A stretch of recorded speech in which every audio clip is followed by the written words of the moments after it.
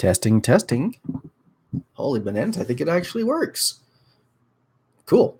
Hi, everybody, and welcome back to UTSEO.Ninja. My name is Tristan, and today I wanted to answer and do some questions about Bluetooth and proximity marketing, just because there's some questions I've been getting a lot lately. I figured, hey, why not make a video and kind of try and answer them all at once? And while I'm at it, because it takes forever for me to edit videos these days, I decided to try a new toy that YouTube has installed for live streaming. So we're going to go ahead and give that a shot and see how it goes. Kind of exciting. So if you guys could do me a favor, everything that I see on my screen looks backwards, but from what I've been reading, I'm being told that it actually only looks backwards on my screen, but you guys should see it all correctly. So if you guys could just let me know, like if the text looks right and things like that, I would be I'd very much appreciate it. And we're actually going to do this screen. We're going to do this screen, and then we're going to hit present. Oh, this is so much easier. This is like, wow. Okay, cool. So today I want to answer, like I said, 5 questions about Bluetooth beacons. Thanks, Jason. I appreciate it. And like I said, these are just questions that I get a lot, so we're going to go ahead and hop into this. No point in wasting more time on introductions. Number 1 is, do you need an app?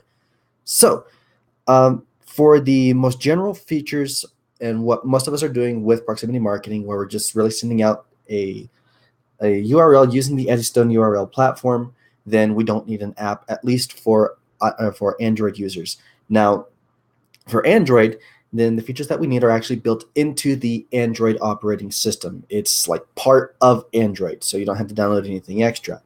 For iOS users, they do need to download an app in order to receive those notifications. There are quite a few of these, and so it's not super difficult in order to get somebody to find one of these apps and download them. They're free, they're light, they're easy to use, and then once they're installed, they'll receive those notifications wherever they go, which is pretty darn cool.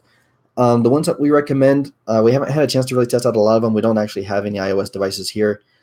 I consider that blasphemy for letting anybody in my house purchase iOS devices, but there's one called Fi and there's one called Physical Web, and they seem to have the best reviews. So those are probably the 2 that I would recommend.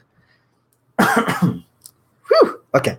Now, if you want to do any sort of additional stuff, like get into any of the extra features, like the indoor mapping and some of the more in-depth analytics stuff, then it does definitely help to have an app to kind of coordinate and manage all those different things. And there are a few app platforms and developers that are being worked on, and I can't talk about them quite yet, but there's some really, really, really cool things coming down the pipeline. So just want you guys to be aware of that. Start looking for some of these opportunities to use apps both for iOS and for Android for some of your clients, because I think that entire process is going to get a lot easier here really soon, and I'm really, really excited about it. I just can't tell you anything more than that, but I'm really excited about it. Question numero dos. How many people use iPhones versus Androids? And when I was researching this, then we actually hadn't had any updated numbers for the last little while, but when I was double checking everything this morning, I came across 2 reports. So there's this one, and then there's this one, and hopefully you guys can see all that correctly. We'll start over here. So this is the market share for iOS versus Android, and then it also has pretty much everybody else from year to year broken down by quarter. And so Android has actually dominated the market for quite a while. And as the second quarter of 2017, Android made up 87.7% of the market. iOS is at 12.1%. Everything else is at 0.2%. So obviously there is going to be a lot of variance in this. It's going to depend on where you are. But for the most part, Android devices are the most common, and so you should be able to reach the vast majority of people using Android devices. And then your iOS users, so you're going to have to download an app. We still kind of need Apple to kind of, catch up with the rest, of everybody else. So, talking about, can I post that link? You bet I can. Have fun in the chat. But even things like NFC and things like that, like the Nintendo Switch and I think the Nintendo DS, all have NFC readers built into them. And like the Nintendo Wii, I think it was the Wii. This is global markets. So, they kind of need to step up. The other thing that we have over here is also showing just the breakdown of the what's it called, of the different operating systems, like the different versions of Android. So if you guys were interested in that, then I'll go ahead and stick a link to this in the chat as well. And then you guys should actually see this on the live or on the replay in the future if everything works correctly. So that's that. And so we just updated those numbers over here. So Windows Phone, BlueBerry make up the other 0.2% of the marketplace. So just something to keep in mind over there. Figured that would make you guys pretty happy to know, because that means it's going to be a little bit easier for us. Question number 3, how do you get people to click on your notifications? And the answer to this is very simple. We bribe them. We find something that they want, and we offer it to them in exchange for clicking on the notification and for giving us their emails or their contact information or whatever it is that we're trying to do with that website. So, for example, with the restaurants, what restaurants are just super easy. Offer them a free drink, because drinks have like a 97% profit margin. And so basically you're spending like 2 cents per lead, which is amazing. And, you know, it's basically free money that you're able to get that way. Now, if you're working with something else, it's going to depend on what the location is and what it is exactly that you're trying to do for that location. So if we're talking about like a zoo or museum, then, you know, people are going there with the objective of learning more about whatever it is that they're looking at. And so in that case, you would want to offer them some sort of additional information. If you're going to a government building and you want to figure out where something is, you can offer a map. Same thing with like a grocery store. You can offer coupons. Now, it just depends on what the users in that area actually want and what the offer that you are offering is. So look for something of value, and the way that we like to think of it is to try and buy that person's email address or buy that person's click. And in order to do that, you have to give them something of value in return. So find something that they want, offer it to them, and tell them that they can have it in exchange for their emails or their opt-ins to the messenger bot or their contact information or a purchase or whatever. So something to keep that in mind. Question number 4. Do you need to sign up for Asirvia or Royaltie Gem or anything like that in order to sell beacons? And the short answer is no. The long answer is that beacon management platforms do provide some very helpful resources and tools. But I think that when you get to that point, usually you're going to already have, you know, about 20-something beacons out in the wild, just between like different clients and different projects that you're working on. I think that's the point where it starts to make sense financially to use one of these platforms as compared to just, you know, going rogue and using your own platforms, managing everything manually. So personally, I'm still not using any particular platforms. I do have more beacons than that, but I'm kind of happy with where I am, and a lot of the things that I'm doing are very low. What's the word I'm looking for? Most of the things that I'm working on right now are what's the word? Automated. So like I don't really have to go in and mess with them very much. It's kind of a set it up and forget it kind of thing. And so for the most part, I'm pretty happy with what I'm using. Like so right now we're mostly just pushing putting out our beacons. We're managing them as far as like the URLs and everything through TinyCC, which is just a URL shortener. And then we manage all the other sides of the project, everything else that goes on with the project from the websites itself that we're actually building and putting out for our customers. Now, I think that we are getting to the point where I would rather move everything onto a beacon platform so I can manage everything and I don't have to log into 15 different things in order to make any adjustments or to update things and to kind of keep track of things. And so there is some value in that. Like I said, I'm not opposed to people going out and using these platforms. I just think that it's good to understand what the platform actually does and what kind of value it provides before you go out and you start spending money on it. I'm actually going to answer some of these questions that are popping up in chat. I'm going to hold off to the end, so if you guys don't mind, go ahead and keep putting them in the chat, and then I'll answer them at the end. Just that way I'm not kind of interrupting stuff and losing my spot in the presentations. We also have a database. It's not huge yet. We're still working on it, but we are trying to put together a list of different kinds of beacons, different beacon manufacturers, whether they have monthly costs, whether they don't have monthly costs, what their beacons can do and their individual features.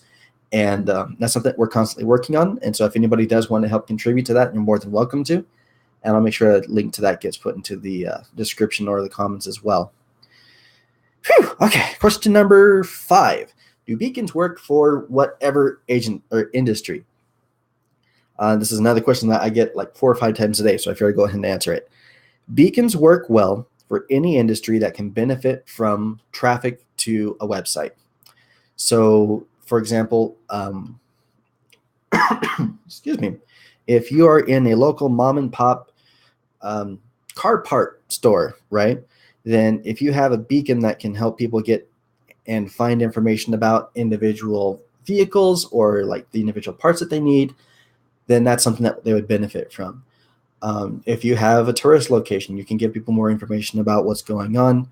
You can do all kinds of different things, but it will depend primarily on what kind of additional information or value you can provide to the people while they're at that location and interacting with your beacons. And so far I haven't come across any like any specific industries where I thought, oh no, beacons are not going to work. This is a bad idea. But there certainly are industries where they work better than others. But that doesn't necessarily mean that they can't work or that they shouldn't work in the specific industries. And that kind of leads us to our next question, which is question 5.2. This is 5.1, by the way, is which industry is the best? Now, for those of you guys who aren't familiar, I actually worked for several years as a translator. And one of the questions that a lot of my apprentice translators would ask me all the time is, Tristan, which industry should I focus on? Which industry should I translate for? And there are industries that pay more. So like legal translation was one that paid a lot. Patent translation paid a lot. It was incredibly boring work. I once translated a patent for a yogurt cup. Woohoo! But the things that I really like to translate were video games. I translated a lot of video games. I helped to review those translations and make sure everything sounded good. And so, it really comes down to a question of where you have experience, where you have understanding of the market and the pain points that market has. It's like you can recognize the problems that are current, that occur in that industry or in that market, and you can see how a beacon can then help fix that. And so personally, that's kind of where I would recommend that people start. And to give you guys a great example of this, there is a lady that I was working with, again, a translator, and she was really, really into crochet and knitting. And she said, Tristan, there's no way I'm ever going to find any work as a crochet and knitting translator. But you know what? We found her work as a knitting and crocheting translator, and she makes a lot of money off it because she's the only knitting and crocheting specialist in the world that is a translator, and she makes more money than I do. So it's just a question of looking at the market, looking at those needs, understanding those needs, and then understanding how the beacons can fix those problems. So that's that. Excuse me. Now, I do have one last question over here, but I'm going to hold off for just a second because that's the one where I shamelessly promote my products. But let's answer some of these questions from chat real quick. And if anybody else does have any other questions, feel free to post them now. Jason asks, are there any phrases that would cause Google to not display the notification? And yes, there are. Let me see if I can find that link again. There was one, it was all about,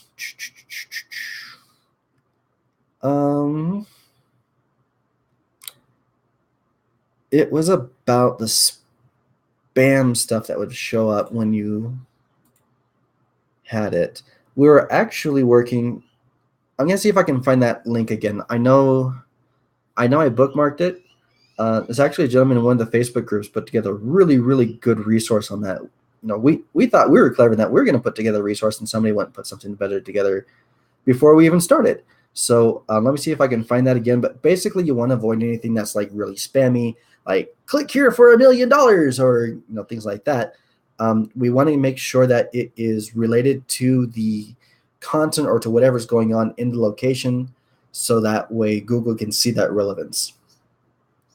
Yeah, I definitely will. I just need to go back and find it.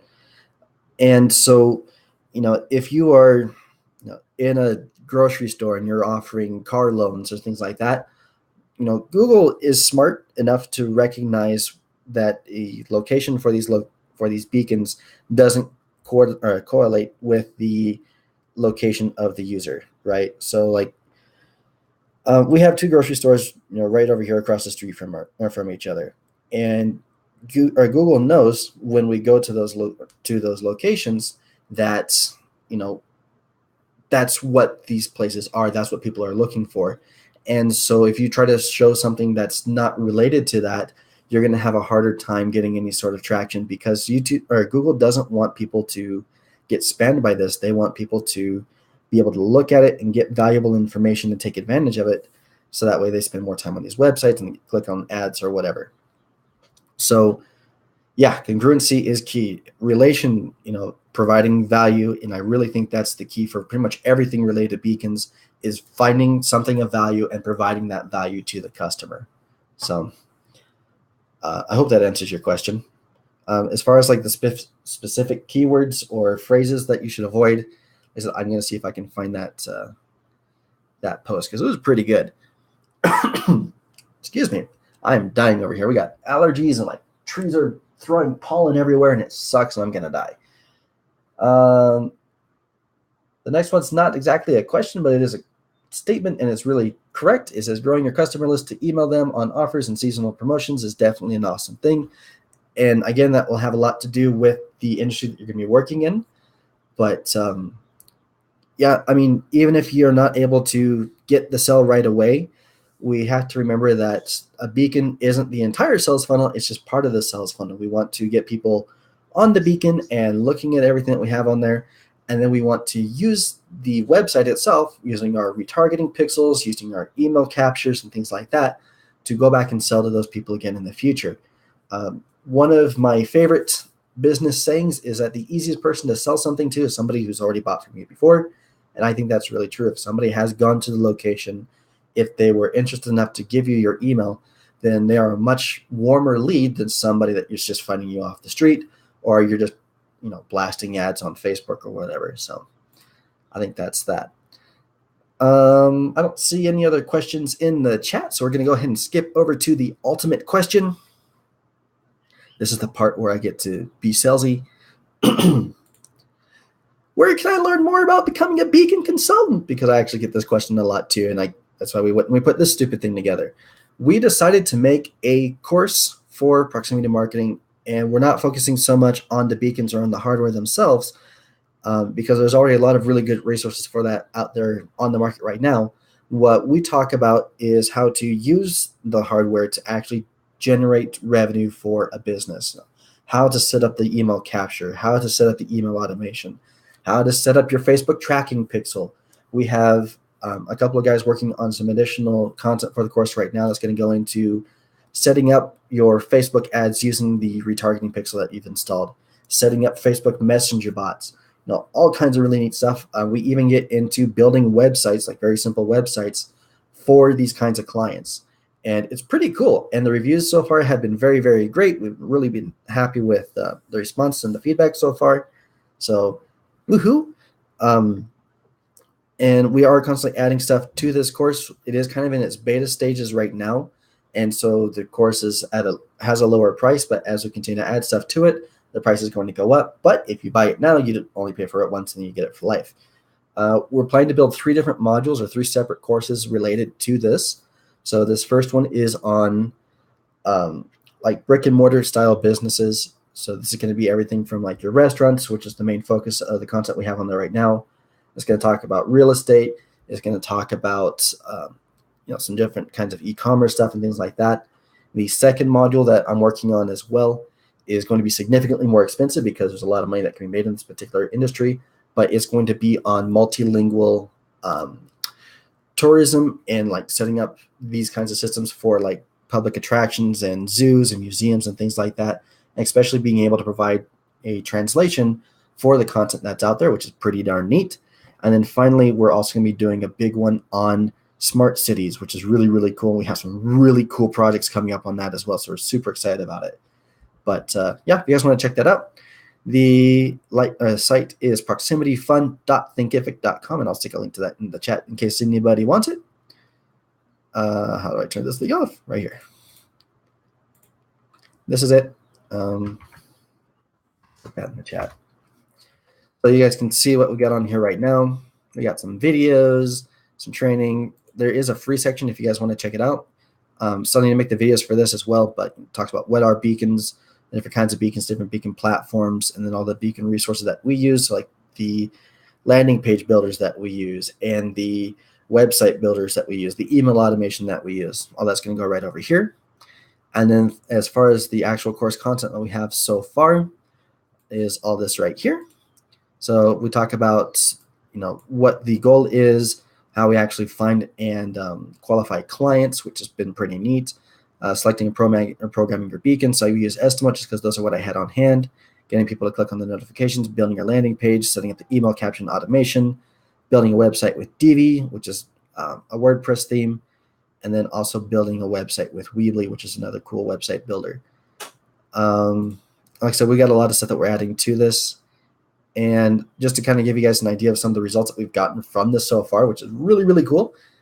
One guy, Bucky, I don't know if I can say how much he's actually making, but he's making a lot of money off of this stuff. Like, he kind of blew me out of the water really fast. So I'm going to see if we can actually get a video with him just because it's really cool. But it's neat. It works. Feedback's been great. And we're happy to kind of help people out and learn how to do this. Our main goal is, because proximity marketing is still something so new, because it is something so fresh, we want to help you guys to leave a good impression. We have a lot of the Asirvia, we have a lot of the royalty guys out there who are just selling these things, who don't really understand the technology. They don't understand how it helps people. They don't understand how to take a beacon and actually generate money for their clients. They just sell beacons and they try to get other people to sell beacons so that they can get the MLM money. And, that's not to criticize them, but it does kind of leave a bad taste in the client's mouth when we come in and we offer the same system, but, we're kind of focusing on all this back end stuff and not just on pushing the hardware. And so we want to help people learn and understand how to really benefit from the hardware, how to generate that money, how to help these businesses instead of just selling beacons. So that's kind of our goal with this, and that's the direction that we're going with it. But that's everything that I have. I don't see any other questions in the chat. Hope you guys had an excellent day, or have an excellent day. I'm going to go get something to eat, and tomorrow I turn 31 and I'm really depressed, and so I'm going to see if I can buy myself a video game and, I don't know, wallow in pity. I mean, I'm turning 31 tomorrow and I'm not a millionaire yet, and that was kind of the goal. And I don't know, guys. But anyways, if you guys do have any other questions after watching this, go ahead and leave them in the comment section, and I will answer them as best I can. And as always, you guys can always reach out to me as well. I'll leave my contact information in the description of the video or in one of the comments, and you guys can reach out to me that way as well. But that'll do it for me. My name's Tristan from UtahSEO.Ninja. Have yourselves an excellent day, and I'll see you guys again probably on Monday with a new video. Bye.